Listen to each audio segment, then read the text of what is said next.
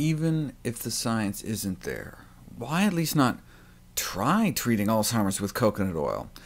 Well, unlike other natural remedies like the spice saffron, which was able to beat out placebo and seemed to work as well as the leading drug without the side effects, coconut oil is one of the rare plant sources of saturated fat, normally only found in animals, which tends to increase LDL, or bad cholesterol, the #1 risk factor for our #1 killer, heart disease. So, hey, you want to try coconut oil on someone with Alzheimer's for a few days to see if it makes a difference? Fine, God, I'd try almost anything.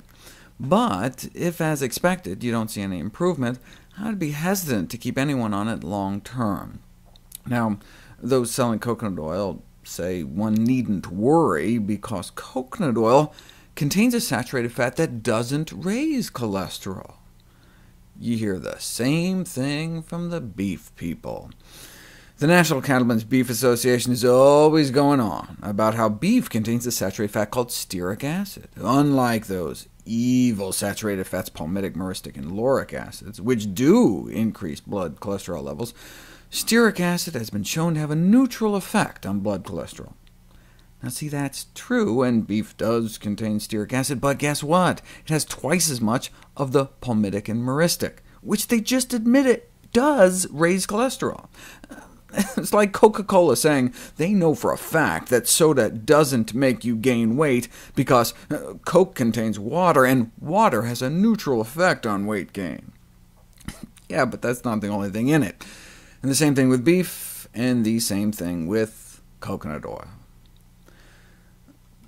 Years ago, I profiled this study that found that cholesterol levels were significantly lower during a coconut oil diet, but only when compared to a butter diet.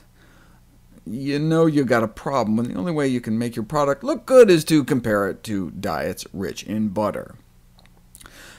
Yes, it made bad cholesterol go up, but not as bad as butter, but how much is that really saying? Now, that was all the science we had for 10 years, but 4 new studies have recently come out, a population study and 3 clinical studies. The population was of Filipino women, and although those that ate the most coconut oil had worse levels of bad cholesterol, those that ate the most coconut oil were also more overweight, which alone can raise your cholesterol. When the fact that the coconut oil eaters were eating more calories, were more overweight, when that was kind of factored out, the rise in cholesterol lost statistical significance. To really control for factors, though, you've got to put it to the test. The first clinical trial involved giving people 2 tablespoons of coconut oil a day for 3 months, and their bad cholesterol went up a bit, but not significantly.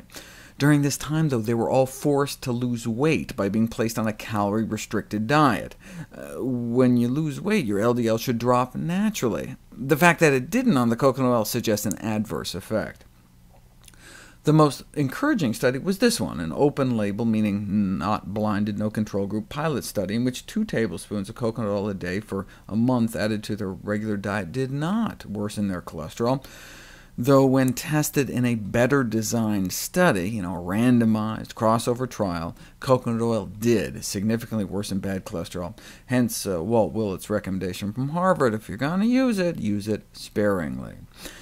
Now look, if you're eating so healthy that your LDL cholesterol is under 60 or 70, then it may not be a problem. Unlike saturated animal fats, coconut oil doesn't cause that spike in inflammation immediately after consumption of animal foods, which makes sense because, as you'll remember, it may be the dead bacterial endotoxins in animal products ferried into the body by saturated fat that are to blame.